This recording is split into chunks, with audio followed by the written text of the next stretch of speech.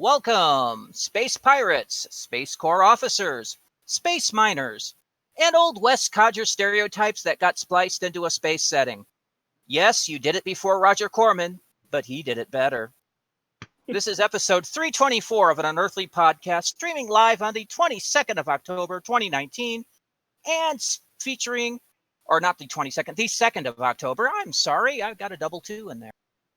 I am featuring The Space Pirates, written by Robert Holmes, and starring Patrick Troughton as the Doctor, Fraser Hines as Jamie, and Wendy Patbury as Zoe.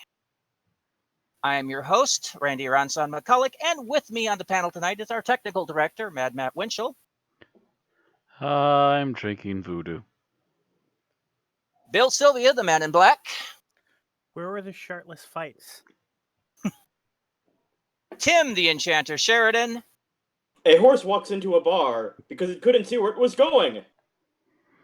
And as usual, Thomas Fireheart is not with us tonight because he doesn't do telesnaps, but we are told he will be here next week.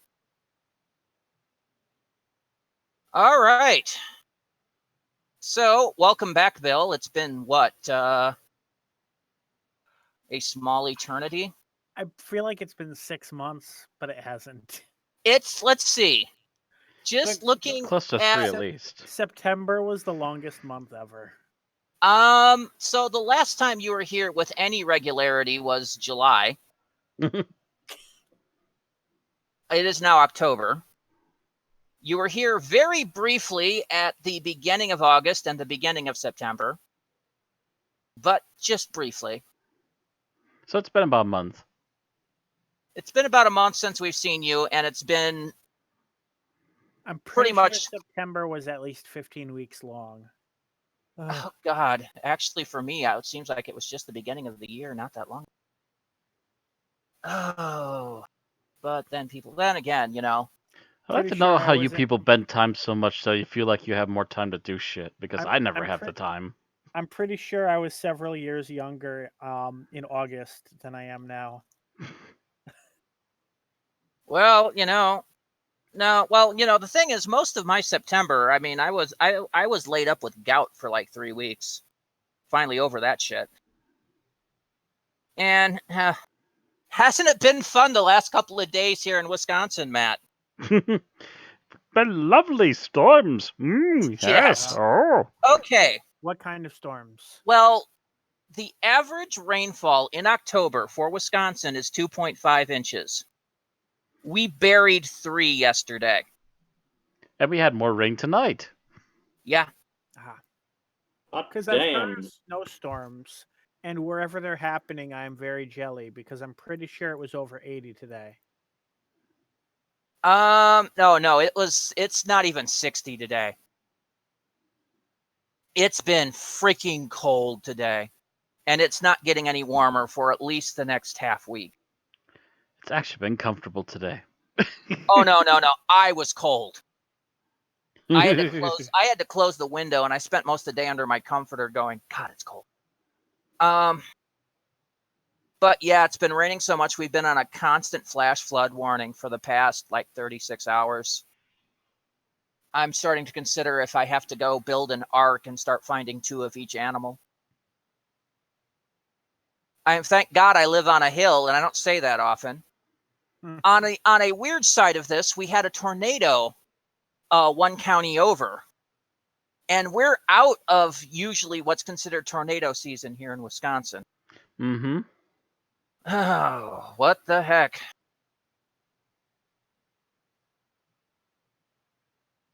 So that's largely been my week. Erin's been driving again. And she's about as sick of road construction as I am. Not surprised. Yeah, I hear she had a particularly miserable night Monday night. Yeah. Okay. So all summer we've had to deal with road construction on the Beltline. At night, like between 7 p.m. and 6 in the morning, they seal off sections of the Beltline and get it reduced to 1 lane, whatever. It's been slow going, but we could still get from A to B. Starting the beginning of this week, they also closed Femrite Drive, and that's the road that directly connects to the road that she gets to work on. In other words, we get off on Stoughton Road, you turn onto Femrite to get to Omita, and that's where the plant she works is. So to get to work now, she has to come in the other side of Femrite. She has to go past Stoughton Road all the way up to Highway AB, and then take a left and then take another left to get to work. It's a pain in the ass. At least that's the way she's supposed to get home. Except they closed that section of road so she couldn't get onto the belt line from AB. So they're slowly sealing off all the ways she can get to and from work. Eventually, she's going to be sending me a text going, "Help! They've sealed off every way. They've sealed off Buckeye now. I can't get home." Because none of the road construction people are talking to each other. They're all different contractors, which is dumb because at least 2 mayors ago, when they did road construction in Madison, the construction companies coordinated so that they only sealed off one access way at a time. But everybody's, up against the winter deadline now, so nobody's paying attention to what the other construction crews are doing. God. Fucking hate it. I don't want to see another orange barrel. You just kind of want to, you want to play like road zappers and just blast the barrels as you go by. Oh, but Randy, you gotta remember, there's only 2 seasons in Madison: winter and construction. No, you're wrong. It's all one season now. You've just got the warm construction and the cold construction. Ugh. It never stops. Orange barrel. It stopped for like 5-6 years because Scott Walker had basically put a hold on all road construction in Wisconsin so he could use the money to pay his bosses. So this is the first summer we've had serious construction in 5-6 years. So all the new drivers since then have no idea what the hell they're doing. What is this orange barrel stuff? Do you have a solid 6-month season of pothole reconstruction too? When they put the money to it. Yeah, well, that they've been doing that this year. Or should I say of potholes and reconstruction, mostly potholes? Oh, it gets worse than just potholes around here. What was it a few years ago? University Avenue, after we came out of the winter season, had grooves the size of speed bumps coming out of winter. It was like trying to drive on waves. It was terrible. They had to fix that one. There was no choice on that. I'd like to know who the snowplow was that was dragging on the asphalt. That wasn't what happened. It was the fact that the water got into the concrete on University Avenue and caused it to expand, and then they'd run into each other and go up. It was basically,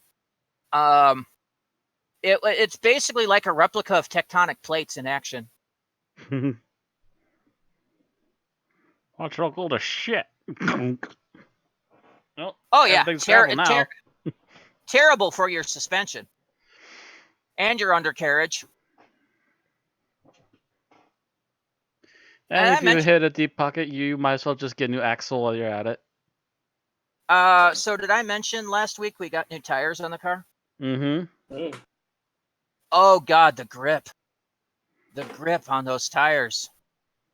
I don't know if it's because I've been driving for so long with nearly bare tires or what, but I got used to the understeer. I got used to the lack of traction when turning. And now it turns on a dime. I'm like, whoa. We went out to breakfast, I think last Saturday, or maybe Sunday. And just turning into the parking lot where the restaurant was. I'm just like, oh my God, that's all the grip. It's amazing. I think it was last Thursday, actually. All right. Anyway, anybody else have anything interesting happen this week? I had something interesting, but it's part of later on in the show tonight, so holding All on to right. then. All right. So, on tonight's show, we've got news and birthdays. I guess a little bit of geek talk. Mm-hmm. Bill has apparently not had enough time to watch this episode, much less the previous one, so no reviews today. Shame. So it would be down to our episode summary, our review, our final thoughts, and our ratings. So let's get down to business, gentlemen. To defeat the Huns. Thank you, Bill. Hurt you. Hey, I would have done it if he hadn't. Sorry, no, my brain went to the Dragon Ball Z abridged version of that one.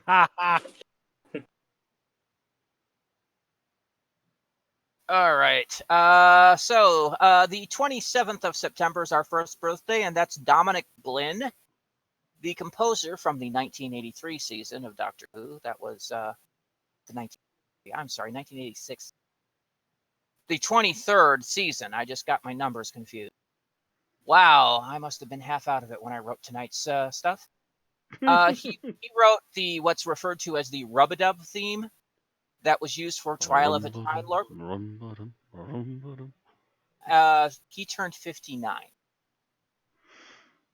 Next, the 29th of September is the birthday of Nicholas Briggs, who of course who's played Dalek voices from 2005 to present, and other monster voices from 2005 to actually, 2015. He's played Yeah. the Ninth Doctor. He's played Captain Jack. Oh yeah, he's done a lot of stuff on Big Finish that he shouldn't have. Some of it you shouldn't have, yeah. He turned 58. Yeah, I will never. I won't say how much I hate his Jack Harkness. No, he shouldn't be doing American voices. But I will bitch more about that later. And finally, on the 1st of October is the birthday of Philip Hinchcliffe, producer from 1975 to 77, and that is correct. I.e. the first couple seasons of Tom Baker. He turned 75. Yes, there are no posthumous birthdays today in our list. Yay! Nor are there any lost stories this week. Yeah. However, we will go from this to what is our big news this week. Yes, very, very big news. Yes. And actually, I think that's your article, Tim. All right. Next week, the YouTube channel Doctor Who will be releasing the premiere of the remake of the 1965 serial Mission to the Unknown. This remake, done by the students, faculty, staff, and alumni of the University of Central Lancashire, Pro-Vice Chancellor of Digital and Creative Industries Andrew Ireland assembled a team of students from various departments to faithfully recreate the lost episode from scratch. The sets and costumes were checked for authenticity by Peter Purves and Edward D'Souza, and Nicholas Briggs lended his Dalek talents to the effort. For those of you that don't know, Peter Purves, of course, played Stephen Taylor, and Edward D'Souza played Mark Corey, the main character from the original Mission to the Unknown. Okay. Mission to the Unknown will air at exactly 5:50 p.m. British Standard Time on the 9th of October, exactly 54 years after its original release. Yep, so that's going to be noonish or noonish or one-ish, I think, here. Maybe 2 o'clock over there on the East Coast. Unfortunately, about 3 minutes later, it'll be flagged by a bot as property belonging to the BBC and shut down. No, it won't be, because Doctor Who is an official channel of the BBC. Do you think the bots care? Generally, yeah. There They don't is logic in what he Generally, says. they might care, Brandy, but lately they've been completely flaky as shit. Didn't Really? Sony bots take down trailers on the Sony channel? Yes, they claim there's been a series of things claiming themselves. There's been a series of things that shouldn't be claimed that have been claimed, or just randomly banned or demonetized, and people have up the wazoo for the last couple months had to send complaints to YouTube and get shit fixed. Well, YouTube has been cloud shoes about copyright, so it's very possible this thing could Now- get claimed. or what would be worse, and this I could see happening, is those of us in the U.S. could try to watch it, and it's like, not approved to air in your area. Yeah. Wouldn't that just be a kick in the nuts? They go through all this hype, and it turns out you can only watch it in the UK. Yeah, that'd be just the kick in the teeth. I have never had that problem with the Doctor Who channel. I watch stuff from the Doctor Who channel all the time. Yeah, I don't think it's likely on YouTube, especially if it's a YouTube channel. It's more likely if it was on BBC's website. They love doing that a lot. Hopefully, though, we'll get to watch this next week. The Hopefully. 9th, of course, is 7 days from now, so...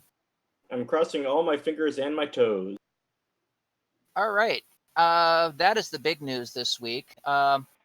Slightly not as important news, but still pretty big, is in our alumni news. Bill, you want to take that one? All right. Gallifrey 1, North America's oldest and largest Doctor Who convention, has added a new guest to its 2020 February con. Ninth Doctor Christopher Eccleston will make his first North American Doctor Who convention appearance. Eccleston, of course, has dodged a con circuit for around a decade after his 2005 run, as the Doctor left him with a bitter taste in his mouth. Yes, I have felt bitter, he states, and yes, I have felt betrayed, but I know also that Doctor Who was the best thing that professionally ever happened to me. Not so much a learning curve as a plunge down a well and a long climb toward the sunshine I see now. These days, I feel nothing but positive about the show, to the extent that I have even started doing conventions, something I'd been wary of because I always wanted to earn my money from acting. So he's getting older. Gallifrey 1 is on the 14th through 16th of February at the Marriott Los Angeles Airport. And by the way, I have heard that tickets for that are completely sold out. Not surprised. There is a thing that they do about ticket resales, but they haven't started that yet. It is sold out, by the way, as of today. They posted the article today that they're sold out. So that means they must have a limited attendance on Gallifrey 1. And yes, it is the oldest Doctor Who con, considering it dates back to the beginning of the Dark Ages, when Doctor Who left us for over a decade. Mm-hmm. Its first con was 1990. So yeah, that's 29 years now. 31. They list by 31 because I think They have two cons 1 year? they might have, I think. Oh, no, wait, no. I'm gonna Sorry, say my math's that's wrong. not possible you unless count- you're somehow if- double dipping a no, lot. I no, if you count 90 and you count 20, then it would have to be something ending in a 1. So yeah, 31 makes sense. Yeah, because remember, it's going to be next year, and you I've- count the... I forgot to count 1990 as one of the 31, so yeah. Yep. And it's next year, not this year. Oh.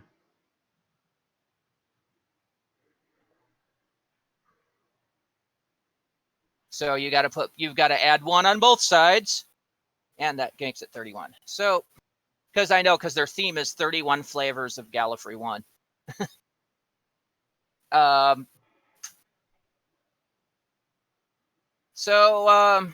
Yeah.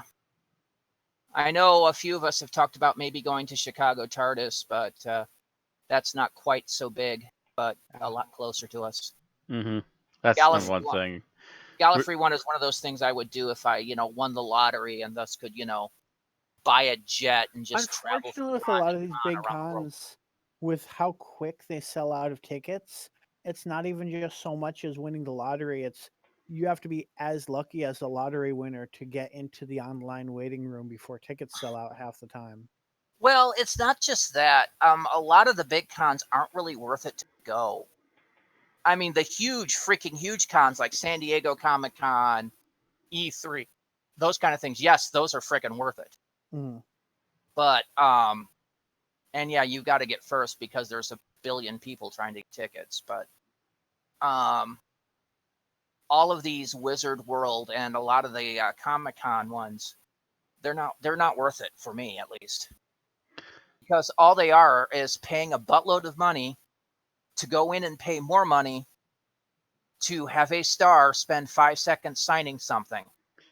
Even on that statement, E3 isn't worth it either because all this is a giant advertisement anyways. It's all on Twitch and stuff these days. Yeah, but I would go to hit all the booths and get all the free merch. They wouldn't have anything in my size anyway. Not just that, but some of those booths have you can actually play some of the early demos. You have to wait in line to do it, but you can actually do that. So that's why E3 would be worth it. To be able to play 5 minutes of a Zelda game months before it was released, yeah, I'd forget that. After you spend 2 days in line, sure. Yeah, I know. I know. I'd still freaking do it at least once in my life. Meh. But, San Diego Comic-Con is really worth it because there you've got the huge panels with all the stars, and they discuss what's going to be coming out that year and make all these huge announcements.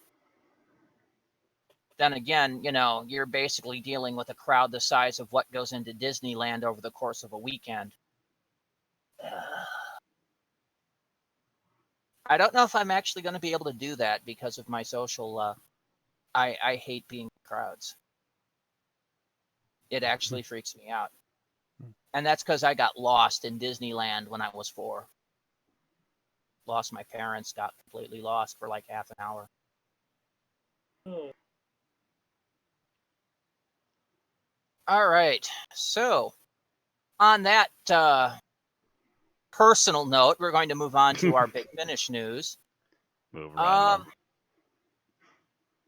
In our new releases section, Jacob Dudman plays Peter Capaldi's 12th Doctor in one of the latest short trips from Big Finish.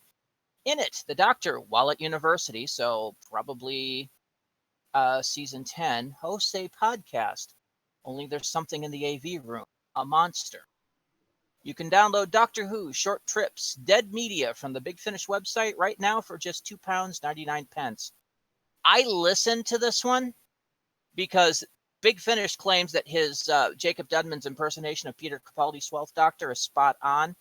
No, it's not. It's not even close. His pitch is, his voice is like an octave too high. I noticed that's an occasional thing with Big Finish when they bring in someone new. They definitely overemphasize how good they are once in a while.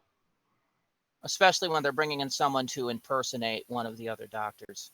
Mm-hmm. Because Capaldi has a really low voice, I mean, it's not deep voice, But it's as low as you expect someone of his age to be. Yeah, and this guy is nowhere near that low, so it's jarring. Also out, Sarah Sutton performs another short trip, this one with the 5th Doctor, in The Second Oldest Question, in which the Doctor and Nyssa travel to medieval England to find the answer to the second oldest question in the universe. If you remember what the oldest question is, they're not dealing with that. You can download the question about hot dogs and hot dog buns. That just brings back annoying memories. Yeah, it did, but they actually referenced it in their little blurb trailer. Hmm.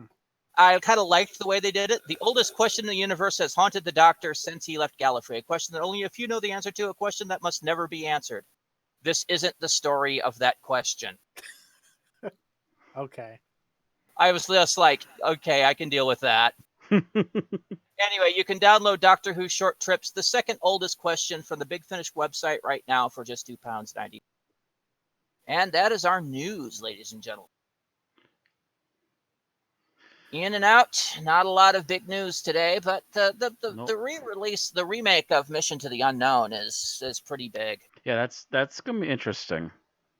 Because fact it's a that the fact that live they action remake. yeah, it's a live action remake, and they are trying to be as thoroughly close to the original as possible. Apparently, I mean, it's not anything like the original in the fact that it's not all grainy and stuff. Mhm. well, But I mean, they're trying to make the actual like I on-set know. stuff as close as possible. Yeah, I'm they're trying sure they're to. going to record the audio and then hold a microphone up to the speaker, re-record the audio, and then use that for the. Are they also going to like add filters to the video so it's in black and white? Oh, make sure they have the director drop the boom mic right into the camera shot. Naughty boom mic. And someone pretending to be Patrick Troughton's going to try and slap the boom mic. Here's a question: Are they going to be filming in a an unnecessarily hot studio with Will the sprinkler slam randomly turn on every Right. couple hours? and with no breaks for between scenes? Will the sets wobble? Oh, I bet you they're going to wobble. I don't know. You'll notice that the early sets didn't wobble as much as the later season sets did. Oh no, they did wobble, dude. They wobbled. I've seen through some of their sets. Well, mind you, you look at the TARDIS set in particular, it's like they've got one good wall and the other walls were just cardboard. Mm-hmm. Cardboard with the pattern printed on it. Like they basically Xeroxed it and Xeroxed a photo snap of the one wall and put it on tag board and put it up. You do notice they did fix that in later seasons. Mm-hmm. Because they're like, oh yeah, trying to do that in color doesn't really work. Because it's really freaking obvious. Slap your hands for that. We might as well just remake the set anyways. No one knows how to operate this thing properly anymore. Anywho. Anyway, we have some geek talk. Yes, I believe it's just me today. Yeah, I think so. Thomas will probably have a couple of things next week, but... All right. With that being said, I went out this weekend. There is another piece of news, but it's not Doctor Who related. And that is of course the fact that Disney and Sony have come to an agreement. Oh, that's right. And Spider-Man is back in the MCU, at least for another 2 movies. Mm-hmm. At least for. I heard it was at least one more. Is it at least 2? It's one more Spider-Man main movie, and it's one more appearance in another movie. One more appearance in a Disney movie, probably another Avengers film. Yeah. Or whatever the next big group movie is going to be. Mm-hmm. So, do you want to hear what the theory is as to what happened there? Well, I heard it was actually Tom Holland that got upset at both of them and got them to talk to each other. But I've not heard that at all. He got his parents to talk to each other. They're not going to get back together, but they're going to go on one last date. Yeah, I can't verify that one because that's rumor, but that's an article I read this morning from Screen Rant. But I don't trust Screen Rant all the time. Yeah. So. The logical one I heard was something along the lines of this. Sony obviously was planning to go ahead with their own Spider-Man series. That's why they did Venom, that's why they did Spider-Verse, etc. But then they realized after getting the rights back to Spider-Man and beginning to plot their plans, they went, oh wait, we literally can't borrow anything that we just did with Marvel for continuing Spider-Man right now. We can't even use the costumes. No, that's not true. The costumes are, he could use the costume, but he couldn't mention how he got it. Yeah, he couldn't use. No, they could not use the costumes. Period. Those were licensed by Marvel. Huh. They were in a Sony production. That doesn't matter. They were licensed through Marvel. That does not matter. They could not borrow any of the costumes used in the Marvel movies. Where are you hearing this? From people who are professionals that look into the licenses for this stuff. I can see that potentially being true because The first costume premiered in Captain America 3, and the second premiered in Avengers 3, meaning none of them premiered in You. a Sony movie. Mm-hmm. Mm. And that's why a lot of also bringing back any of the characters was a huge gray area, because they're not sure they could do that, because technically it was still a shared thing with Marvel. They don't have the rights to do that. They would have to recast everybody. Maybe a recap, but I know Aunt May is still owned by Sony. Yeah, the characters are still there, but they would have to recast them because technically those actors belong to the Marvel universe. I think they probably could have gotten away with The only Aunt one May. they would be allowed to keep would be Tom Holland, because he was agreed upon for the Spider-Man from both sides. Oh, see, I thought they were going to have to recast him too. No, they were going to keep him. I think they could have probably gotten away with Aunt May too, but maybe. everybody, and probably MJ, because I think she's only ever appeared in the 2 Spider-Man movies. That's also another big maybe. Those couple are gray areas, but a lot of that they can't touch. But they can't. Yeah, they can't even touch the Spider-Man costumes for the last Spider-Man movie, because that's not part of their license agreement. But essentially, they went back to I believe it was the Disney will put in 25% of the budget kind of deal, which was one of the early ones that they put out there. And people are still scratching their heads as to why they went back to that deal, because that was the first deal put down that the other side said no to. No, I'm seeing it from Hollywood Reporter as well, and Collider, and Polygon, that it was Tom Holland making a personal appeal to Sony and Disney that got them talking to each other. I don't think the actor alone is going to be able to do that. Not alone, but I mean they also know what's going to make them money and have been probably paying some attention to fans and thinking that the working theory I've been hearing, the reason why I think it was Sony's finally said okay to the additional 25% out of Marvel for making the movies, is because they might have also finally gotten the okay to use Spider-Man in their personal stuff too. Well, mind you, the big person that was holding out on this too was Sony, because they wanted Holland in the MCU. I mean, they wanted Holland in their own stuff too. Mm-hmm. And mind you, if Holland went to them and hardlined it, it's like, look, I could still walk out. I could still walk out and breach contract, sit down, make an agreement, or I'm going to start considering that. Sony could have gone, all right, we'll sit down and talk, Yeah, he might have been able to help push them to talk again, but I'm pretty sure he's not the sole reason why they finally came to an agreement. Not the sole reason, but it could definitely have been the thing that pushed them over the edge of something they were already considering. Yeah, because I'm seeing that piece of news that I saw from Screen Rant earlier from like different. I would have tracked back to where that source comes from. Who said that?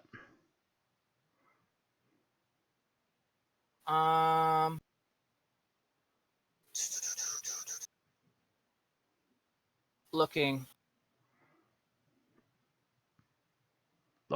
scanning.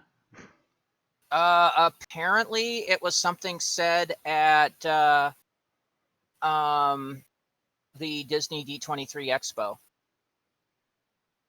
I thought that was already over. Or actually, no, that's when he started this whole thing. Yeah, I was gonna say.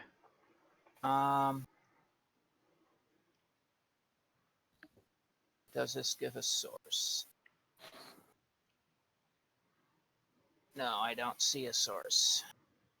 That's making me question. The problem is it's all over the place. Yeah, but if they can't name their sources, I have questions about where the source is. Okay, so Polygon's sourcing the Hollywood Reporter. Lighter is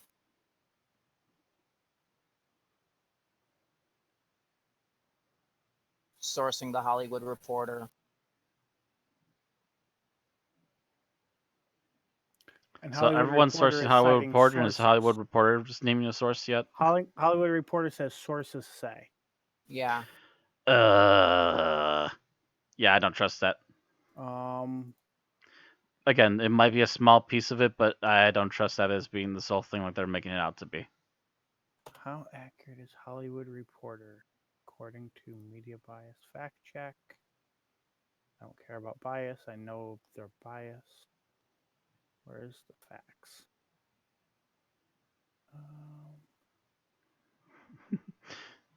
Oh, because they don't report on politics, Media Bias Fact Check doesn't really care about how factual they are.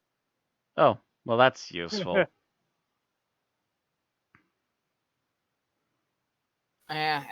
Cinema Glenn also citing the Hollywood Reporter. Yeah, that's a really iffy story.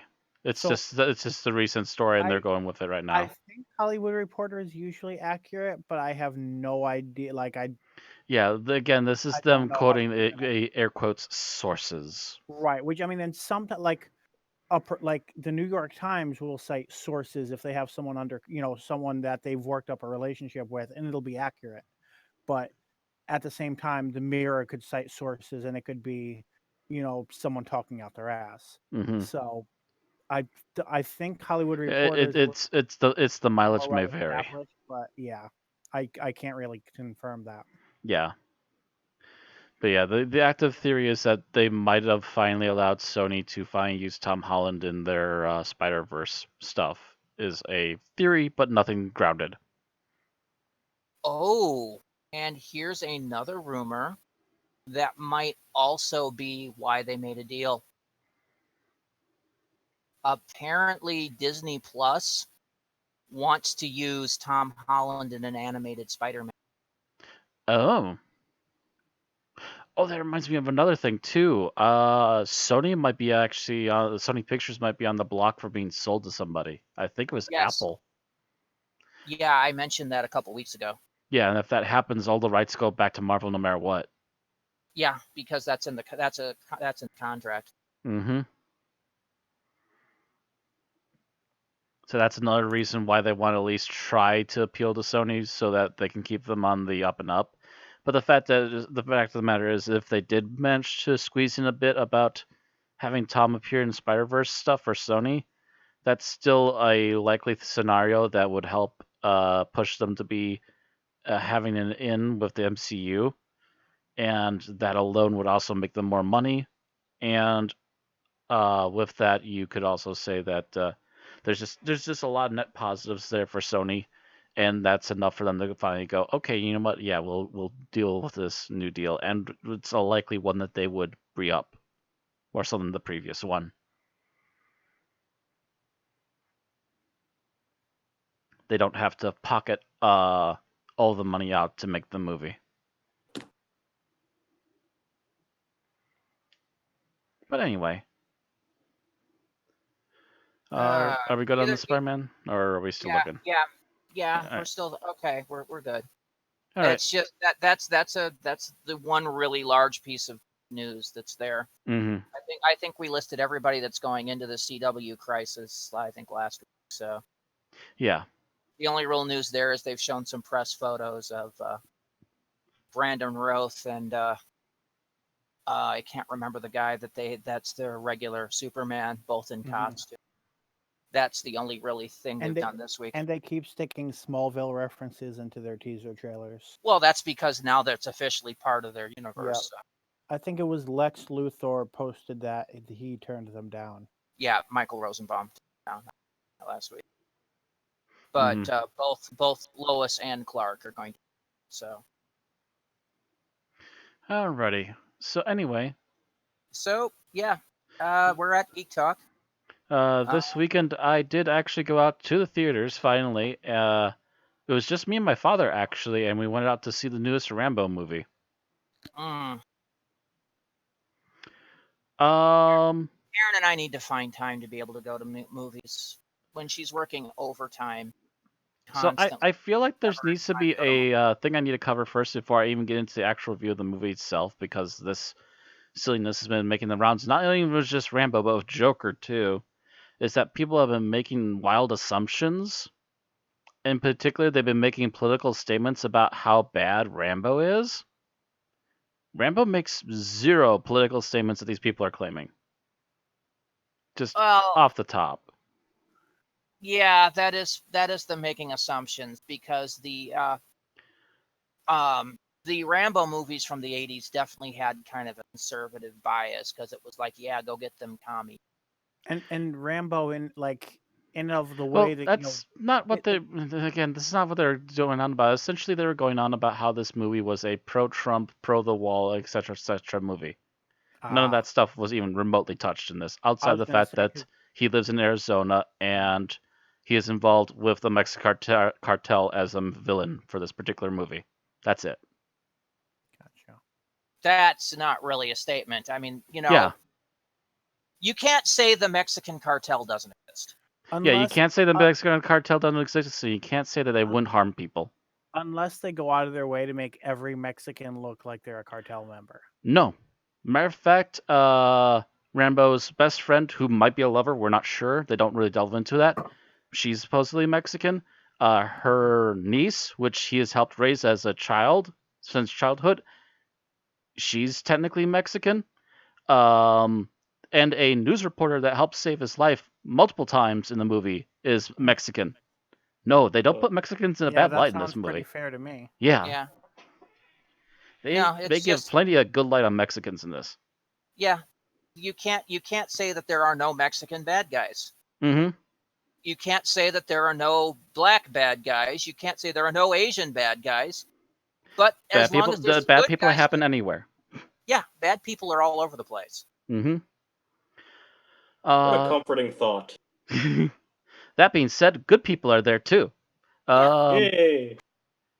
Speaking of which, so the basic story of Rambo Last Blood, or Rambo 5, if you will, because it technically is Rambo 5, and they even say so in the end credits a little bit. Oh, they do? Okay, because I thought it was one of those things like Star Trek where they stopped using the number. The release name for it is Rambo Last Blood, but if you watch the credits, you'll actually see near the bottom a Rambo 5 Last Blood production. So basically, somewhere during the production, they decided to drop the 5. But... Essentially, but they know it's 5. They're not trying to hide it. I don't remember the 4th one. I remember 3 of them. I didn't remember the 4th. The 3rd one came out in the 80s. The 4th one came out 10 years ago? Yeah, wasn't 2008. Yeah. I was just mixing up franchises because my brain just went Rambo Balboa, and I'm like, that's No. not the name. No. That's not the name of anything that That's ever John existed Rambo. ever. No, Good sir. but coming out in 2021, it's Rambo versus Rocky. The final punch. With Sly Stallone in a The double most role. draining role Stallone has ever been in. That would be an 80s Let's be thing honest, to do. Rocky would last a half a second against Rambo. Sadly, that's very true. Rambo would probably murder him. It would depend. I mean, I think at melee range, if Rocky got the first hit. It depends. It really depends on if Rambo's allowed guns. Yeah. If he's allowed guns, Rocky's gone. Yeah, he's got about 10 seconds. So It'd be like Bambi versus Godzilla. To cover the very basic plot of Rambo Last Blood is essentially that they basically kept it in the universe. It's been about roughly 10 years since the last incident in the previous movie. He's moved back out to his father's ranch. He has started taking care of things. His friend has since moved into his house more or less. He looks after her and her niece, which she's been treating like her daughters for like the last, I want to say 6-7 years. And he's also been treating her like a daughter because she lets her, the niece, help him raise the horses that they use at the ranch. And when Rambo's particularly having a tough time and can't really cope, he has been literally building a giant system of tunnels underneath the ranch where he just does whatever he needs to do. And that includes like blacksmithing essentially and making blades and gun ammo and so forth. Just whatever kind of helps him mellow out, and then he can come back up, finish doing whatever with the horses for the day, and then go home. He finds out after a party that his, I guess, pseudo-adoptive niece has been trying to look up her biological father and wants to find out why he ran off. Apparently, long story short, when she was 10, her mother was dying of cancer, and her dad just completely left and went to Mexico. Hmm. Her aunt and John both advise her heavily. They don't force her to stay home or anything, but they heavily advise her that this is not a good idea, and that you should just try to ignore him. And maybe when you're a bit older and more ready for it, you can then go and confront your father, but not now. She decides to do it anyways. She has a friend who used to live nearby that's helped her find her father. Basically, her father's a slime ball and just doesn't care about her or her mother. In order to help vent, she goes off drinking with her friend. Lo and behold, she gets drugged by a cartel guy, and that's how she disappears. So 24 hours later, her aunt's freaking out. John says to hell with it and goes to try and find her. He does stumble onto the right people after finding her friend, and tries to follow the guy, but he gets cornered by the drug cartel and beat to shit. A reporter who noticed him following the cartel out of the bar helps him get her to her apartment, gets him stitched up, and after about 4 days, he's recovered. But that was also after 4 days after the cartel beat him up and threatened to really do in his niece. He heads back home.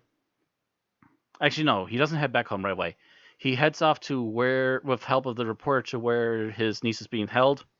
She has been drugged up to the point of overdosing, and tries to race her back home when she dies in the truck. He starts preparing stuff in his cave, sends the girl's aunt to go back to her family, and basically tells her he's planning to move on pretty soon and just leave because the emotions are too much for him right now.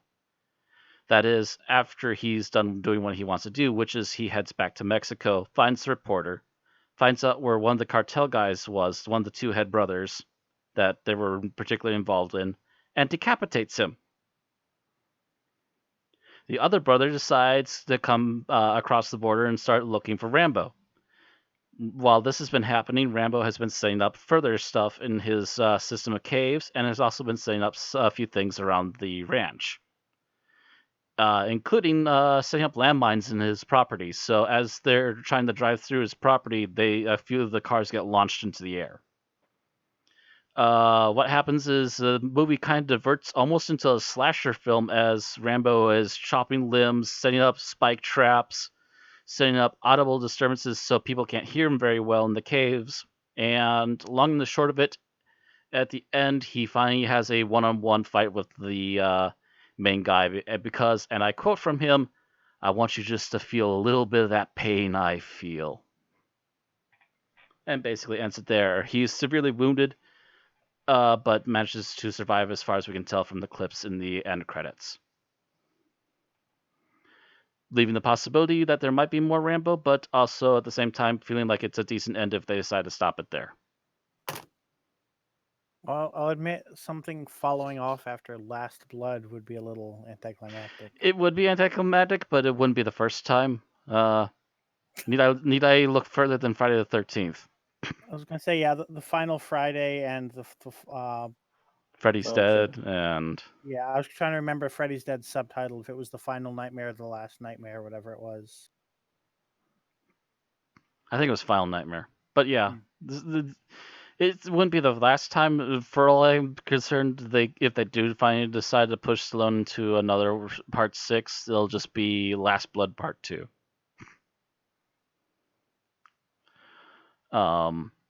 Overall, seeing this movie, I've seen major portions of the franchise, but I haven't seen all except for maybe number 2 all the way through for the Rambo movies. I generally like this a lot. I went in there going, okay, I've been hearing all this nasty stuff. Let's see if they actually do any of it. And there's enough positive stuff that's like, nah, this is people just reaching. And it's a boatload of lies as far as I'm concerned. This is, matter of fact, Stallone himself is very much a left-leaning guy to begin with, so he wouldn't do a movie that he didn't feel was right, you know? Mm-hmm. And while this does get very brutal, especially in the tunnel sequences, it's still a pretty generally decently made movie. It felt like it was maybe a little bit short, but that's not necessarily a bad thing either, to be honest. They don't waste time. They get pretty much to the point of what the movie is, which is you want to see Rambo basically fucking up a bunch of assholes who some way or another deserve it. Yeah. Stallone has said that he would continue playing Rambo if the movie's a success. Mm-hmm. Not surprised. Rambo and Rocky are both technically franchises he owns. So He has expressed interest in having him take refuge in an Indian reservation for the 6th film. Okay. Yeah, So actually, now next that you mentioned, I think I might have heard that rumor. So he's up next- also been talking about maybe making a prequel movie, but not him in the role. Yeah, that's also another one I heard about. So maybe up next is Laster Blood and then Lastest Blood. And after that, hey, look, we found more blood. More Blood Part 2. The We thought we were Revengeance. out, but they keep finding more.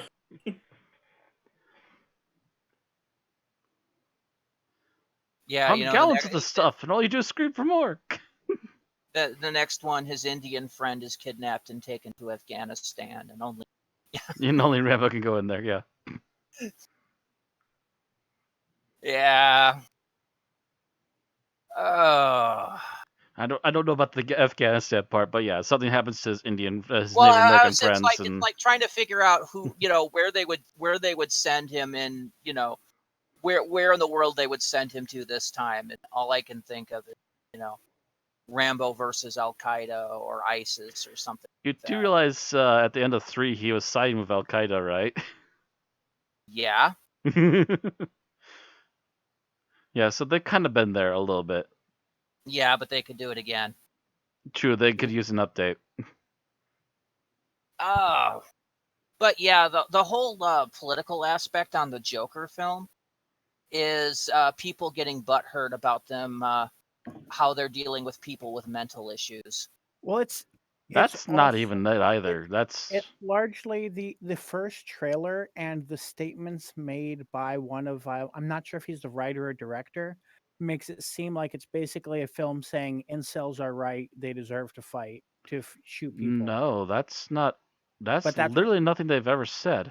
But that's what the first trailer acted like, and that's what the statements made by one of the creators recently makes it seem like. No, that's nothing I've heard at all. I've been watching the people that have been reporting on this way they've been reporting on this, and that's nothing that's come out of them.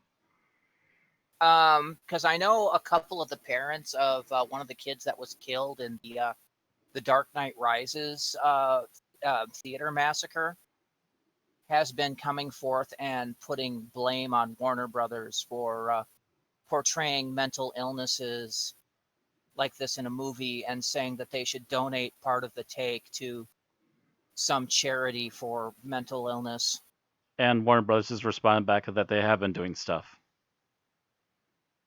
Just to simplify that. But yeah, there's a lot of stuff they've been doing. But yeah. They had it on Social Dilemma a few days ago. Sly was talking about it. Yeah, I just find this all a bunch of overreactionary stuff. People me being too. very uncharitable. Yeah. Well, the theme basically of the original book that Rambo is based off of was basically somebody with PTSD. Oh yeah, that's what the original movie was about.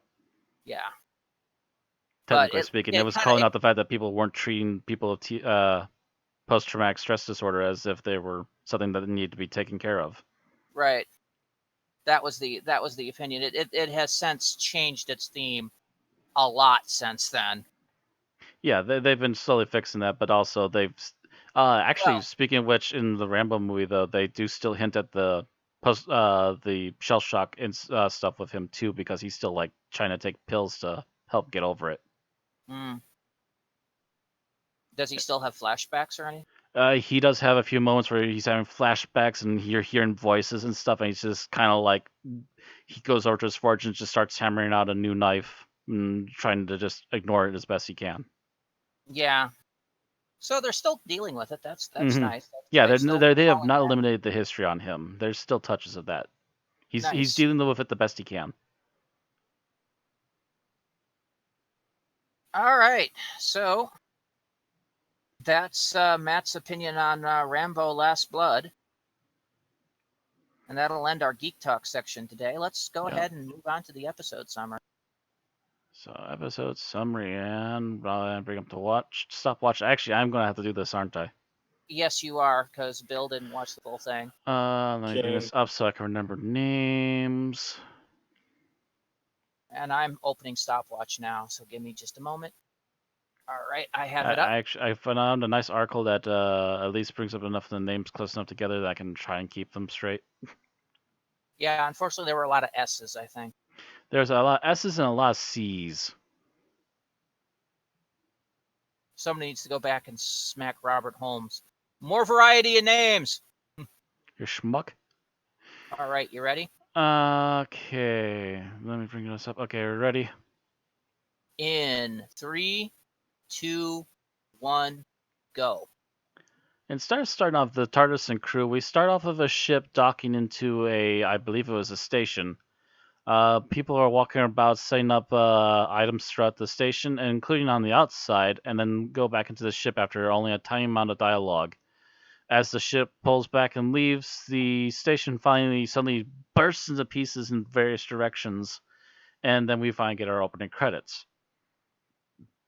Excuse me. Not long after, we are greeted to what was it? What are they called again? The essentially the space police. I can't remember their The Space actual. Corps. The Space Corps. Where you're brought aboard a major ship in the Space Corps as they're doing routine stuff, but then suddenly get an alert that one of the stations has gone down. They decide that because of the materials that the stations are made out of, that it's highly likely that there are local pirates who are in it for the materials that the stations are made out of, because it could make a lot of money for them on the market, as the materials are hard to come by, but also super powerful and useful. In particular, almost all spaceships are made out of this particular metal at this point. They decide to try and go to the next nearest station, only to get there too late. But at least watch and notice what the pirates are doing in order to break these stations apart, and set up a crew at one of the next nearest ones afterwards. And not long after this crew is aboard the station, the TARDIS crew, finally about 15 minutes into the episode, show up.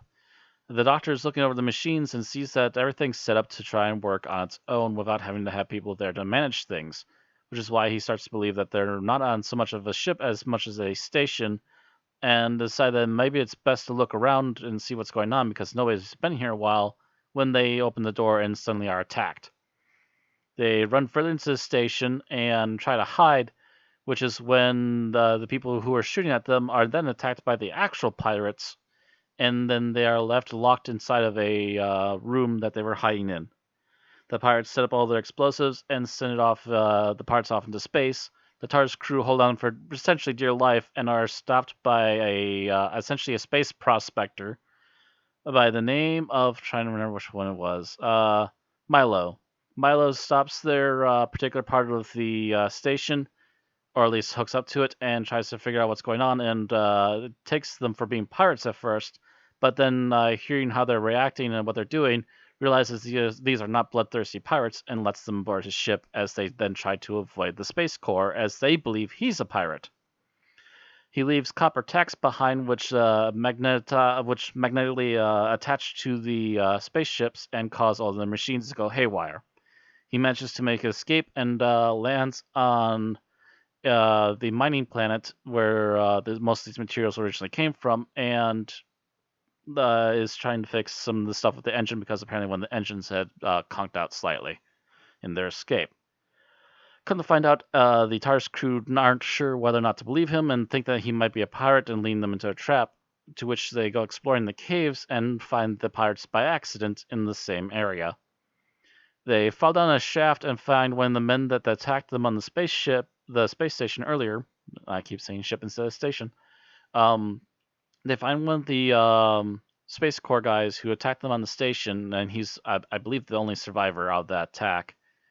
And they managed to at least get him to be in a position where he can move, but he's not doing too hot after the tumble down the air shaft into that particular room. A little while later, Milo does finally help open the door to the prison room that they're in and convinces them that he's not a pirate and then they need to get moving before the pirates do show up. However, just as they're about to leave, they hear movement and attack two pirates that come to check on them, killing one, and the other one escapes to set off an alarm. They make a run for a mad dash for it, and they get up to the surface, where I'm trying to remember her name now. Where Madeline, who is supposed to be the head of the company that's doing all of the material mining, is located, and she's, as they find out very quickly afterwards, is actually part of it, as she won't let them call out, and the pirates corner them again. They then throw the crew into the old library that of her father's, which has been sealed away, only to find out that her supposedly dead father, Dom, is still in there. With Dom in tow, they set up a plan to make a fake smoke to make the pirates open the door, surprise the pirates with a variety of items from out the room and knock them out, and make a run for it. They get back to Milo's ship, the Liz, and Milo and Dom are shot into space by accident as it's being remote controlled by the pirates, hopefully to get attacked. The Doctor manages to get Jamie to fight Dervish, and they cause him to lose the controls. Taking back the controls, they turn back on the air and give at least some of the controls back to Milo and Dom, who are then hooked up to the Space Corps ship as they're finally able to make communications and convince their leader that they are not the problem and they will help them fight the pirates. Back down on the planet, I'm trying to remember how this all ends now. I believe it was... Oh gosh, I'm sorry. I'm starting to space on the last bit now. I had it in my head and now I've lost it. They got back down to the surface. They set up. The pirates are setting up bombs because they're planning to blow up the planet as part of their threats. They manage to get the Doctor out of there, and the Doctor manages to turn off the bombs just in time. The Corps allow Milo to go back down to the surface of the planet to pick up the Doctor and company so they can come back out into space somewhere. I forget where, but they found out so they could get to the missing piece and get back to their TARDIS. I believe it was. Yeah, that was pretty much the end. And that's more or less the end. Yep. So you did it in about 6 minutes and 40 seconds after you got lost there at the end. Yeah, that's the part where I got vague again. Well, yeah, the plan the plan the pirates had was to basically set up a huge bomb in the reactor of the mining facility and use it as a hostage because they had the remote detonator. Mm-hmm. So it was all a matter of timing. Could the Doctor disarm the bomb before the pirates set it off? Oh yeah, that's right. And so And the Doctor turned off the bombs so they could tell the Corps that they could attack, and the Corps attacked the pirates and ended the pirates. Yep. Yep. There's lots of back and forth there, but yeah. Yep. All right. So,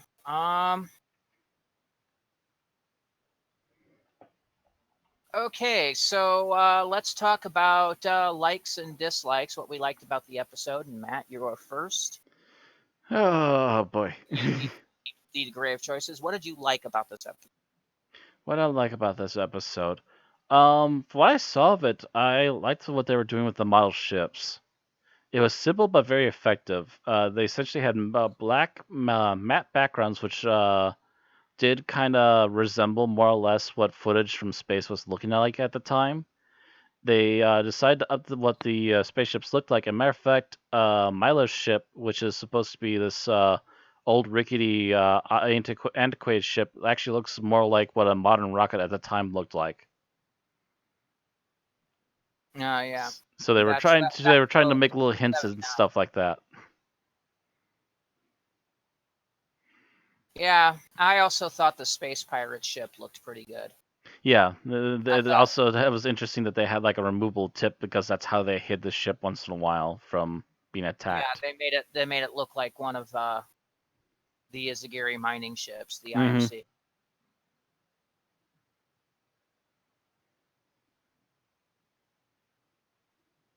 All right.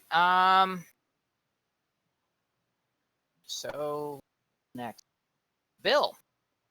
Okay. From the 4 episodes you saw, what did you like overall about it? I'm going to say I thought Clancy was a really interesting idea. I don't know if I'd go so far as to say good, but definitely interesting, entertaining, and definitely made for a unique experience. I'll talk about Clancy later. I will disagree with you, Bill, and I will talk about him later. Okay. Clancy. Milo Clancy. No, okay. Tim, how about you?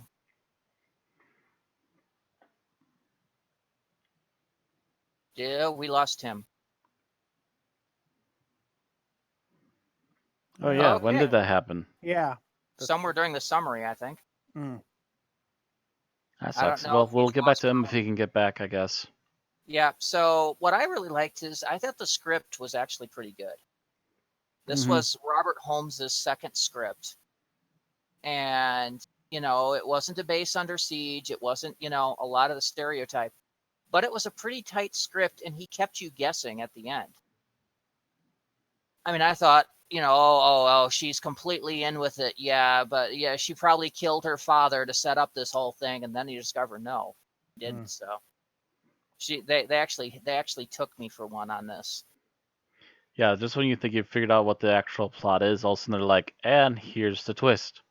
I think Robert Holmes is usually pretty good at that in terms of keeping it interesting and surprising. Yeah, but you really see Robert Holmes in later seasons. Yeah. This is only his second story of Doctor Who. Yep, and his And I first don't one think wasn't we've that long reviewed the ago. Crotons. No, we haven't done the Crotons yet. That's one of the few second Doctors we haven't done. Because that one's complete. They must have found that not that long ago. Crotons. Why is my caps lock on? No, apparently it existed as late as 19. So I don't know why I never got to see this back and see that one back in the 80s. Huh. Oh well. Oh yeah, I've seen lots of footage from that one actually. I'm not sure why it was considered missing at any point. They apparently had a lot of it back pretty quickly. Yeah, I don't. They had it as far as 81, so I don't know. I just never saw it when I was back in yes Just days. maybe missed it or something. Yeah, because it would go from the Dominator straight to the War Games, and then on to Third Doctor. I don't know. Anyway, Hmm. so let's talk about what we dislike about this serial. And that goes back to me. What I disliked about this serial? Oh gosh. Was that it got soggy in milk quickly. Sorry. That's why I always eat without milk.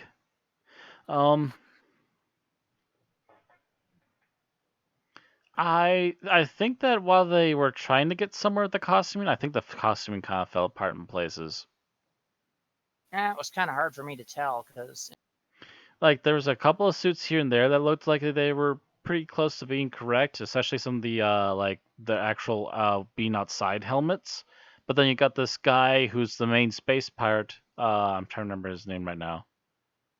Not Devrish. That was the guy he was constantly kicking around.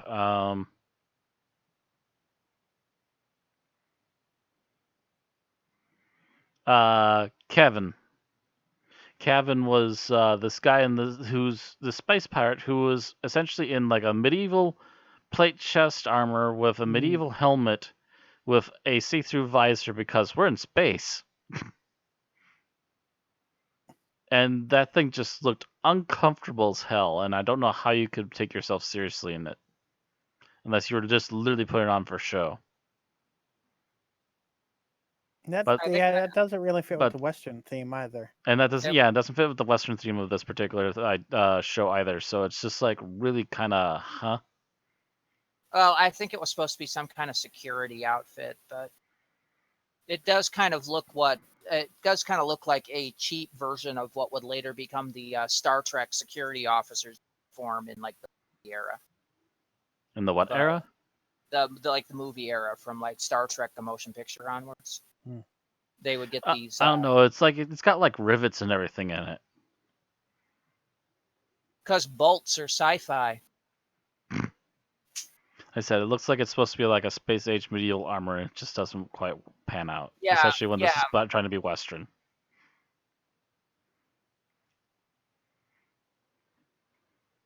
Not enough spurs.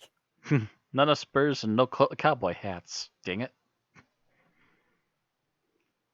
pretty sure no one also went yeehaw.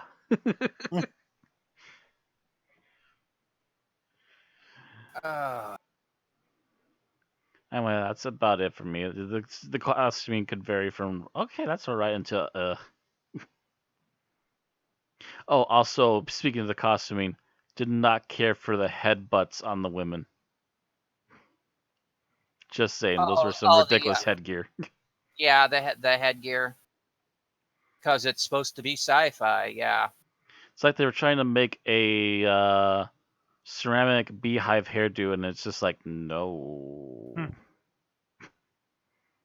Yeah, I've seen that before. Yep. Not just in Doctor Who either. But it is kind of a British sci-fi thing that they did for a while.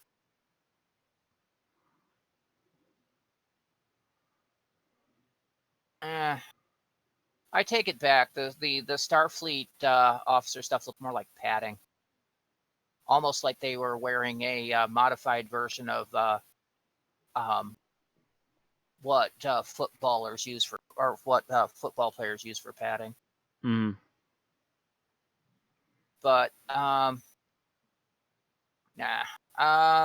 Bill, how about you? What did you dislike about the episode?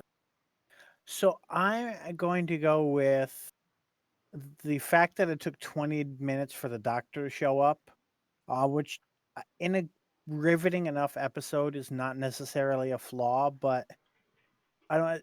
So much of the tension in this sort of episode comes from the doctor showing up and then being like, "Why are you here? Well, I don't know. Where am I? I'm just, a random. What do you call it? I don't. Just traveler, just passing. Yeah, I through. was going to say the Traveler thing when passing someone stowaway. There we go. Mhm. But instead, it's just all of the internal politics of everything going on, and then the doctor shows up at the end of the episode, and it was like, yeah, finally, it's Doctor Who. Well, there were some reasons for it, but they were behind the scenes work. Mm. They had there was a few parts of this episode where they had light filming, trying to take vacation while they were in production. I saw that the supporting Or cast no, was because they were episode- filming War Games at the same time they were filming. I thought that was only the final episode. It might have been, but I don't know. No, it They sounded might- like they- they were almost sharing them half the time. Oh, okay. It could also been that they were filming. They were still filming Seeds of Death when they did this too. That's a So possibility. it could be that they weren't in the first half of the first episode because they were finishing Seeds of Death. Yeah, I'm pretty sure between all three projects at once, they were tirelessly just pushing the main three crew from one set to another whenever they Yeah. had them built. They were, because remember the fact that was part of the reason Troughton quit Mm-hmm. was because the filming schedule was just grinding him down. So they were probably still finishing Seeds of Death and then hopped directly over to this one. And then hopped directly over to the War Games. And then hop back to any as of yet not torn down Seeds of Death set because they might have needed to do reshoots for like a closing part or two. This is Doctor Who. Let's reshoot. No, all the endings are completely botched. Bring them back for one more take. All right. So, what I disliked about this, Milo freaking Clancy. And this is a continuation of a rant I have used in previous episodes. British people should not be trying to imitate Americans. Or in this case, Australians should not be trying to imitate Americans. That's right. You know, Yeah. it's so far apart from the real gold rush that I didn't even think of it as an imitation of an American. Like, other than the imitation of the archetype, yes, but in terms of like accent or anything, it didn't even Yeah, I think cross they were my attempting mind. it, but it did not really pan out as Mhm. Yeah. being an attempt at trying to imitate it. It was pretty meh. It sounded like Gordon Gostelow, which was the actor that played Milo Clancy, was basically doing his impression of Don Knotts from a Western that had Don Knotts in it. Oh, so Shakiest Gun in the West. Yes. Was Is that even out? it out? That's a good question.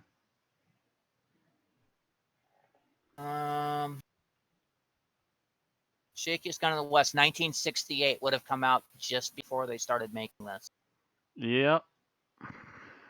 So yeah, basically the actor saw Shakiest Gun in the West and decided to basically pull Don Knotts' accent.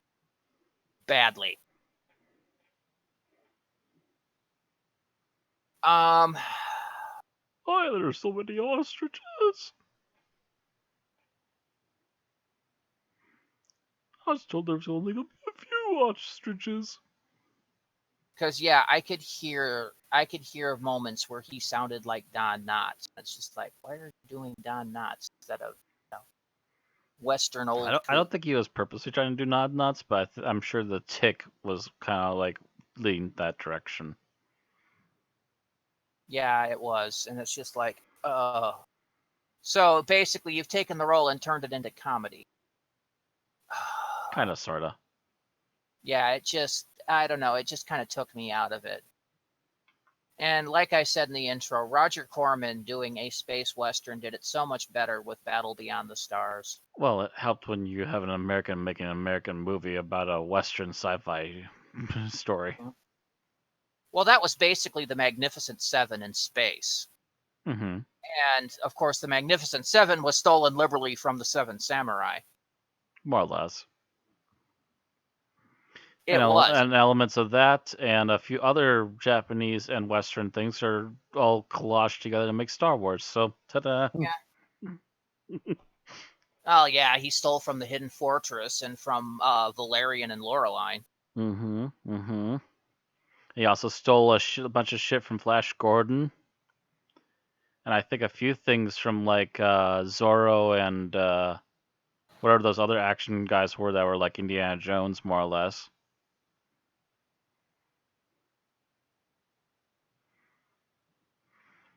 But yeah, everything goes full cycle.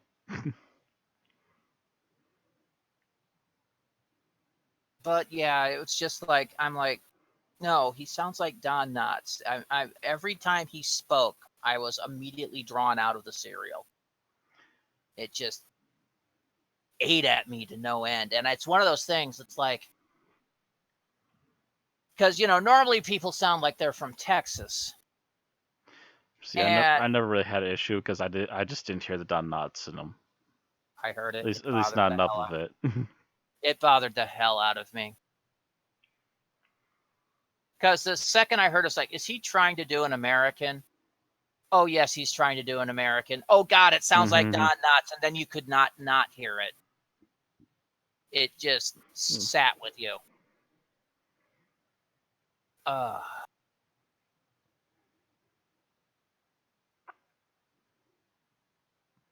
Right. Well, that would take us to favorite scene. Yep. We're up to favorite scenes, which would mean that goes to me now. Gosh, I'm trying to think of a favorite scene.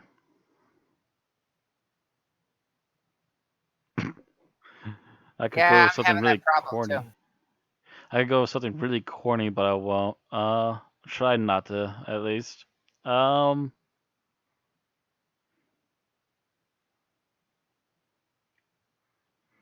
I guess I'll just have to go with it. I just really enjoyed like any scene where we had some of the leftover ship footage. They at least for the reconstructions they used it a lot, and it still looked nice no matter how many times you saw it. At least it was something that moved.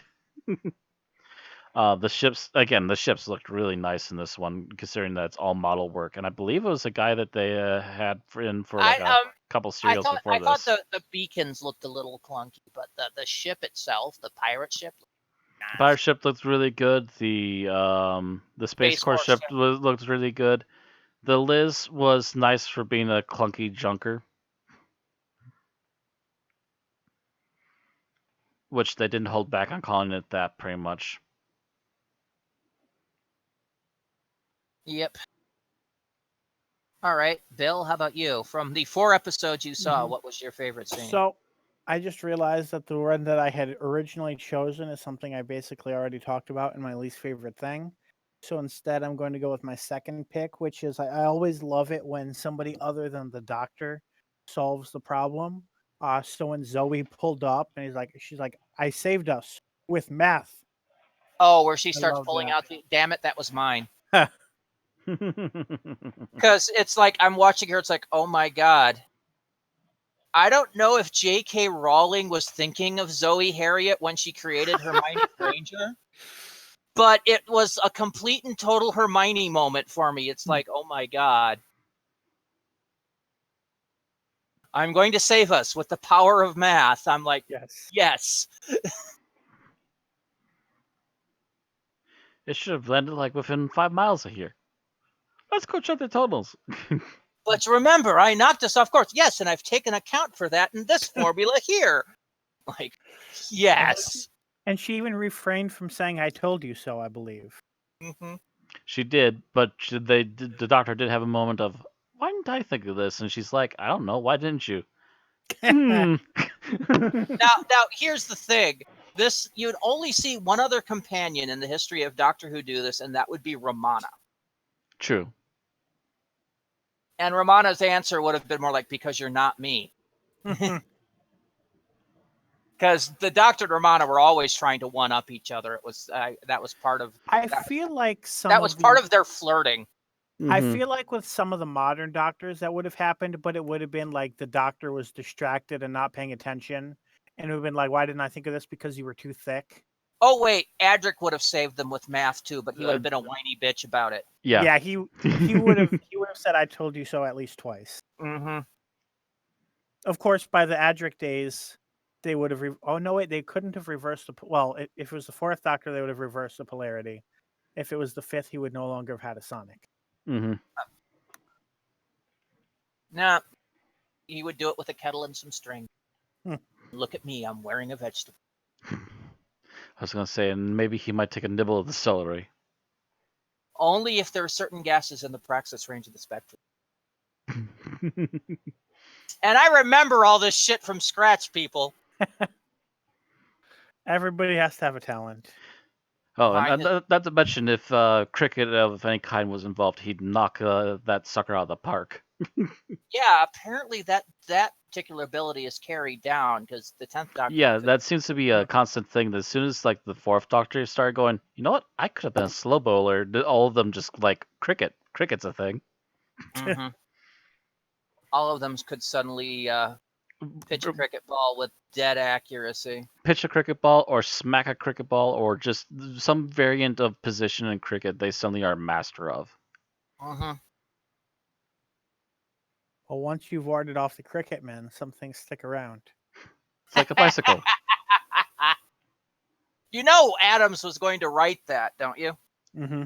Doctor Who and the Cricket Men? Yep. He recycled it for Hitchhikers after he was kicked off of Doctor Who by John Nathan Turner. Mm-hmm. Fuck you, Jan. Fuck you, John. I'm going to go off and make my own cricket men. By the way... I make my own Doctor Who with blackjack and hookers. For that matter, I don't think it's been mentioned, but this is the first episode J&T worked on. Yes, that's right. Yeah, we did not mention that, but yes, that was a thing. He was like a floor cleaner or something, or floor manager. He was a like assistant floor manager. Assistant floor manager, yeah. Oh, there's a tip. Hello? Ah, We have a Tim. What happened? Yeah. You lose power? I don't know what. I'm on Spectrum, and my Praxis box range of it. just it said network secured, no internet. So Yeah, that probably means that your local hub blew up. Yeah, that means that something locally went kapooey and has now come back. all right. All right, 'Cause- Tim. So you got to catch up here because we were doing the review when we realized we lost you. Yeah, I got cut off in the middle of the 5-minute summary. Which lasted 6 minutes. Okay. Almost 7. All right. So what did you like about the episode? What I really liked about the episode, I can't decide if I liked the general character better or Clancy better.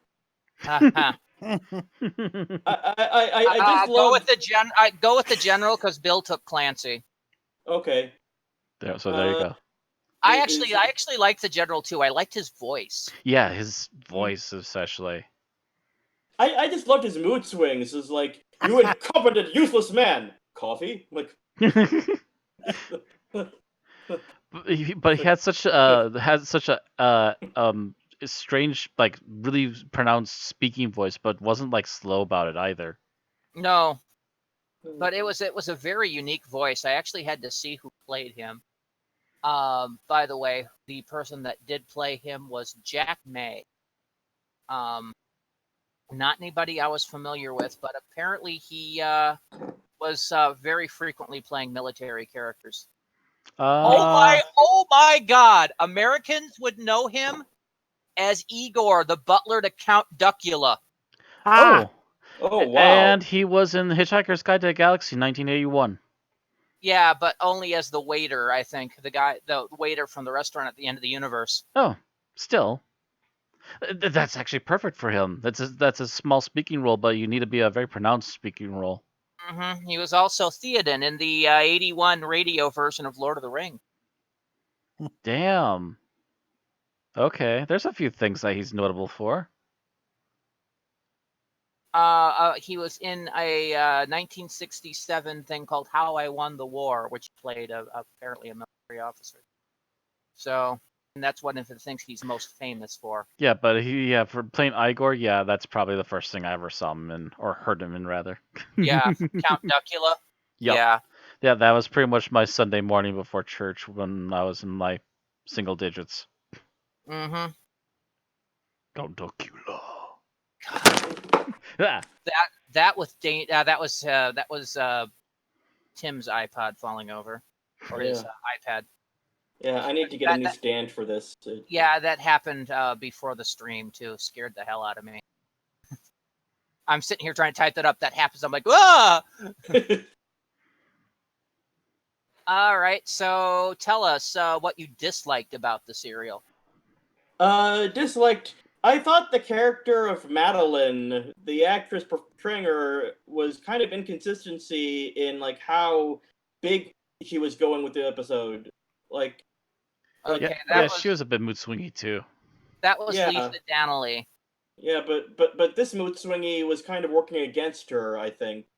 Mm-hmm. I think in that, like, she's like, oh, they're pirates. The ships are being installed, and she seems rather blasé about this. But then in the later episode, she's like, "You monster! We can't do this!" I'm like, no. Like, she's like, and I'm like, well, apparently, for whatever reason, she never really realized that these guys were murderous assholes.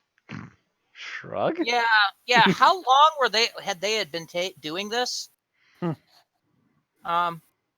Anyway, Lisa Dannelly. The one thing that you guys might know her from is GoldenEye, Bond movie. Oh wow. Or wait, no. I'm sorry, you wouldn't know from that because that's not GoldenEye. That's a different GoldenEye. Yeah, I was just saying. I was gonna say, I don't think she's a part of a GoldenEye that I'm aware of because I thought that was later. Roller coaster.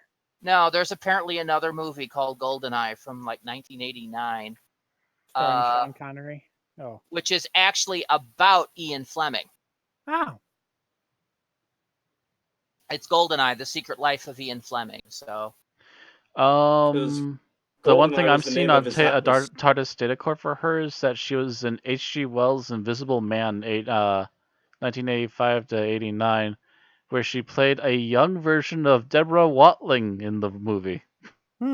played Diane Brady, according to what I'm reading. Diane's daughter, Sally.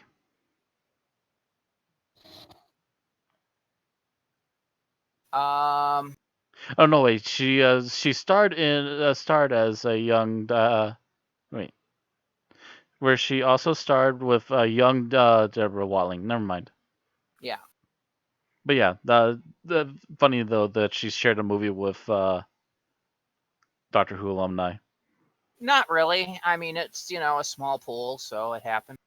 And she was in a lot of things, but she was only she tended to be more of a bit actress. Mm. So playing Diane Brady was like one of the few things that she played repeatedly. Most of the other things she was either in movies or she was in single roles, like she was in Doctor Who.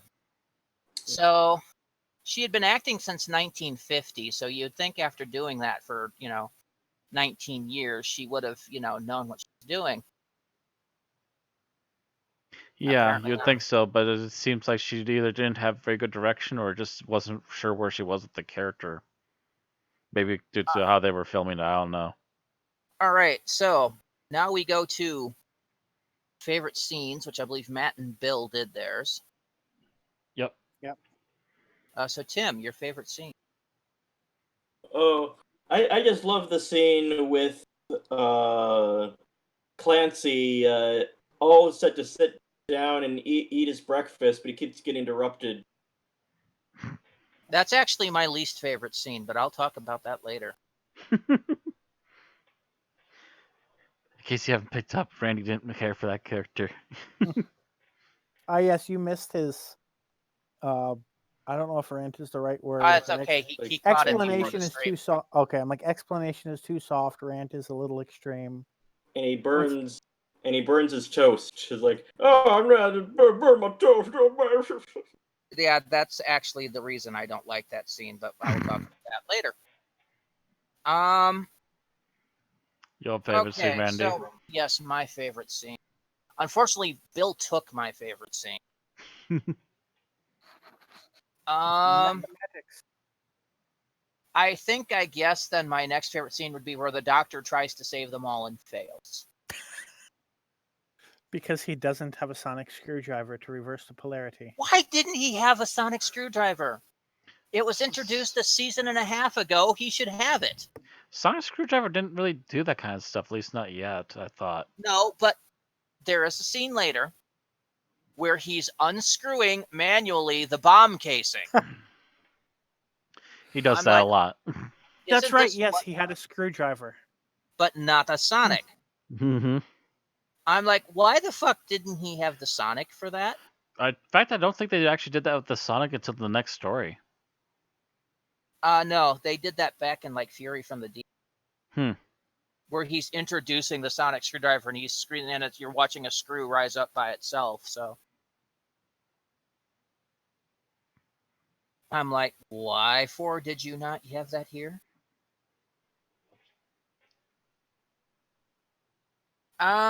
So yeah, just where he attempts it and fails, I thought was just great. Zoe, don't be such a pessimist. All right. So your least favorite scene, people? Matt.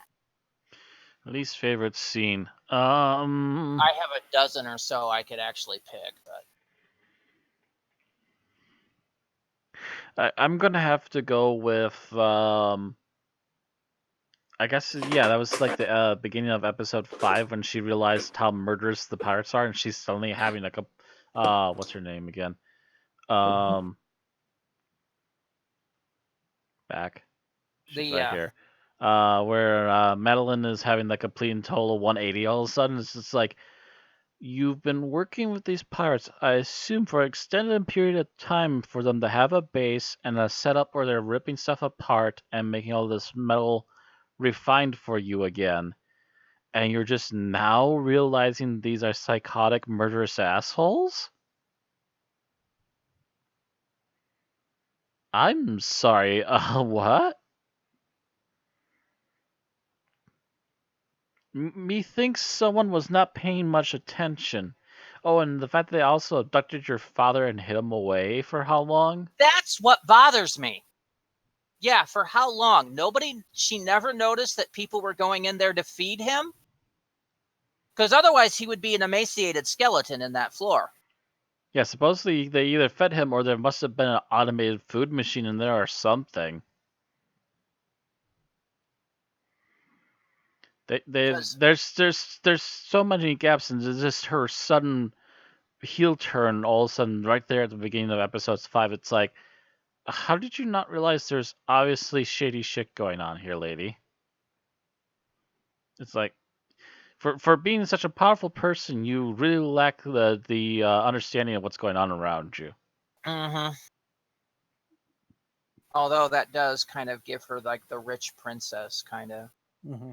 Mm-hmm. That knowing Robert Holmes, that might be a satire of the way like people in that sort of position often work, where they'll just be like, oh yeah, I'll hire somebody to do my dirty work and not pay attention to their methods, but when I actually have to see their methods, then all of a sudden I'm offended.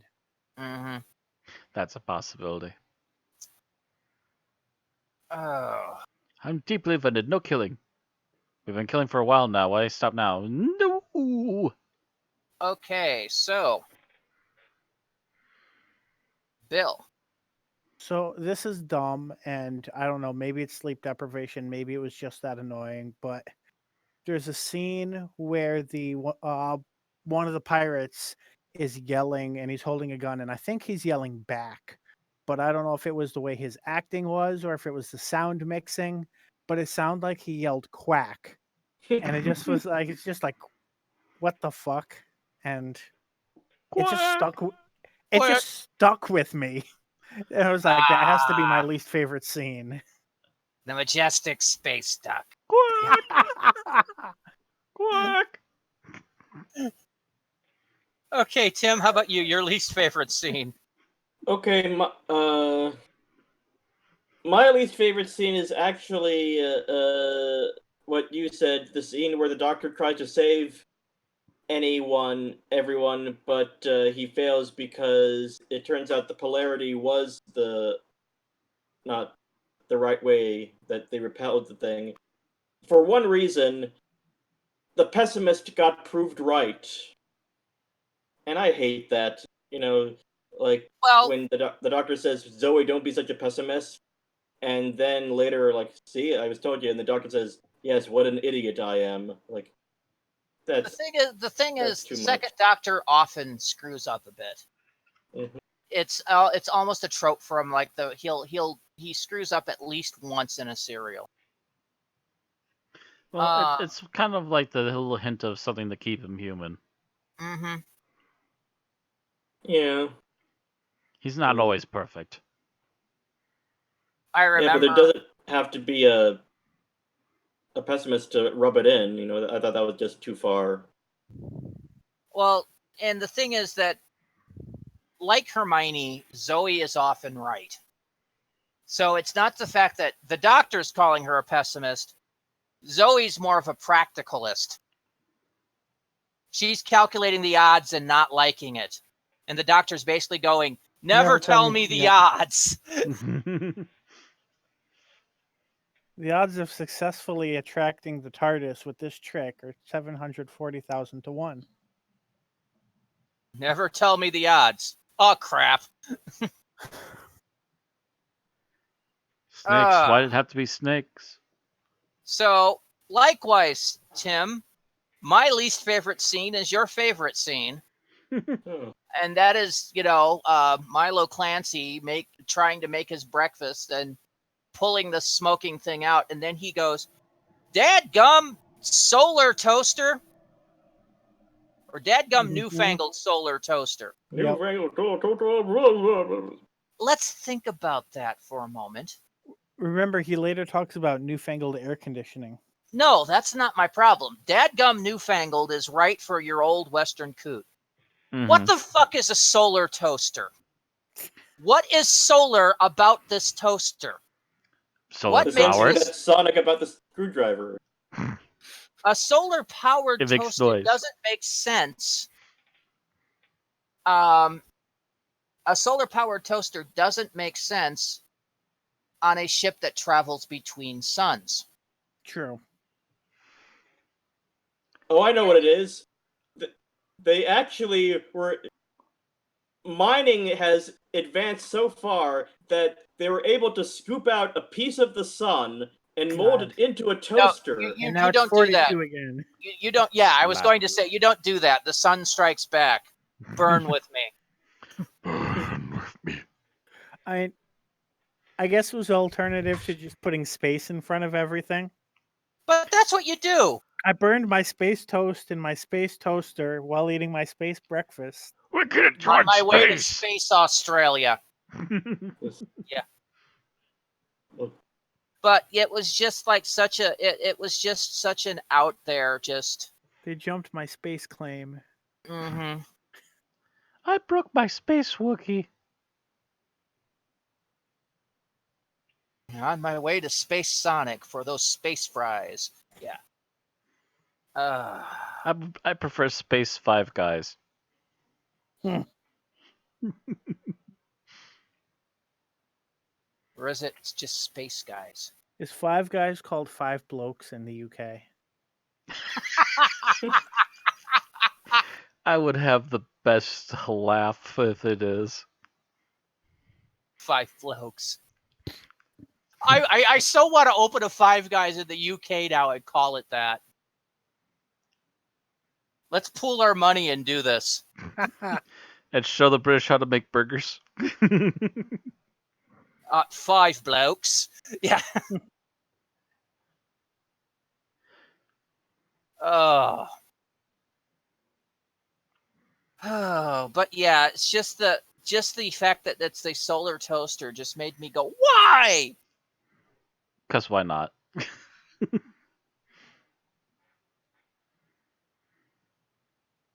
Sonic screwdriver makes sense to me because it does what it does through some method of sonic or ultrasonic technology. So that makes sense to me. Solar toaster, just no. Because yes, it's either solar powered or it's power or it has a piece of the sun in it. And then you're going to expect your toast to get burnt. I'm sorry. Yeah.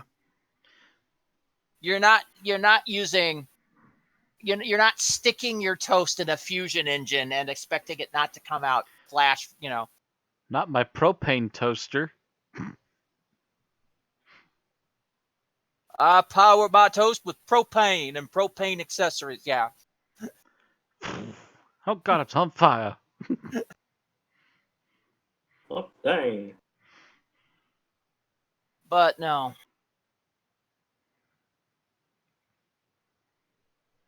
That scene hit me wrong. And like I said, the second I heard him, it's like, oh God, he's trying to sound like an American. Oh God, he sounds like Don Knotts. Oh God, I can't not hear it anymore. Yeah, it was bad. Now that you've heard me say that, I challenge you to go back and watch a scene with him and not hear Don Knotts. I couldn't, I probably still won't. But anyway. Anyway, now we're moving on to final thoughts. So, Matt. Final thoughts. The script is really well done. The ideas in it seem to be pretty well founded, and they seem to be at least trying to, if it's not real science, they're at least trying to come up with some method that sounds feasible. The last half or so, the episodes seem to be moving along really well, and sadly there's just so much like physically, visually missing that it just does take away from it, despite how interesting it sounds. So this is another one that super feels like it's missing too much without the visuals. I'll talk about that on mine. Okay, Bill. So this is even though it's not the only or even first attempt to use a Western in space, this is still a very experimental episode. Um, Almost postmodern, or maybe not even almost, but kind of postmodern in the things that it mashes together. And I do think it makes for an interesting episode in the way that only Doctor Who, in many cases, can get away with. Um, I don't know if that makes it great in any way, and I can't really give a final judgment until I'm able to watch the final 2 episodes. But definitely interesting. All right, Tim. I thought this episode was largely carried by the characters in it, probably to its benefit. The character of the general and even like the crew of the Space Corps all were pretty memorable in their own ways. The only weak person in the cast, I think, was Madeline, just because of her like obtuseness to what was going on, like as we mentioned. The question that kept entering my mind was about Clancy. So apparently in the future we have characters like in the Old West. Now, it's not that we still have characters like Clancy in the future, it's that this kind of person was anachronistic in the 60s when the show was made. So I want to know what brought this kind of person back from like Having a like large unexplored frontier again. That would be my guess. but Yeah, apparently I he and do his best friend did hit it off really well as miners for a long time there. Mm-hmm. Miners and and prospectors back when the sector was still new. Mm-hmm.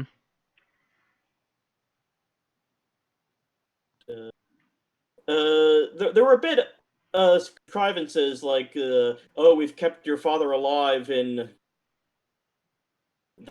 his study all this time, you never noticed. It's like that's God, stretching the imagine how cord he a bit had to too thin. smell. And uh With his nose, I and, expect. Arg.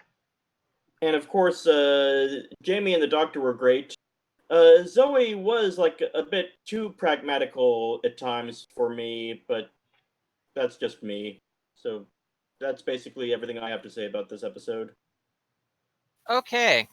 So this is an episode that if they basically redid a lot of the work with modern CGI, not because the model work was bad, just because we don't have full scenes of it now, it would much improve the episode just for starters, and would go a lot of way to low budgeting the rest of their animation detail, I think, remaking this more viable. From what I can tell, most of the story is pretty good. There are a few holes, but when aren't there these in a lot of these early works? I like most of the characters, with one exception. The Doctor and the companions are great. With more of her serials, I think Zoe could become one of my favorite companions personally, because I do like the precocious brainiac types. Um, I liked most of it. I liked the sets looked decent enough. The costumes were okay. Um, Really, I think there were too many scenes where there was action, no dialogue, which makes it really hard, of course, to come across as just telesnaps. Mm-hmm. All right, let's take a look at ratings. Let's see, who do we not have today? I think just Thomas. Yep. Well, you don't have me doing a rating. You're That's not true. doing. That's You're true. not Bill doing doesn't a want to rating. do ratings since Yeah, he's missing 2 I can't do a episodes. rating on half a story, so. Damn it, Bill. That means you get another X. Ooh. Does that mean I will get a 300 score?